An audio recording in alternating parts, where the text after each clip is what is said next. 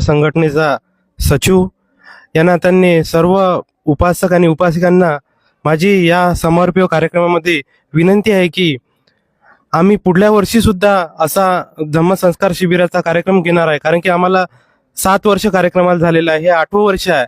माझी सर्व इथे उपस्थित उपासकांना अशी विनंती आहे की आम्ही ज्यावेळेस धम्मदान घेण्यासाठी प्रत्येक गावागावामध्ये जातो, त्यावेळेस आपल्या शिबिरामध्ये जे उपस्थित शिबिरार्थी आहे त्यांनी जेव्हा आम्ही तिथे दान घेण्यासाठी येतो त्यांनी आम्हाला आवर्जून तिथे आम्हाला मदत करावी आणि हा कार्यक्रम उभा करण्यासाठी तुमचे त्याच्यामध्ये योगदान असावे, अशी या समर्पण कार्यक्रमात मी उपासिकांना आणि उपासकांना विनंती करतो.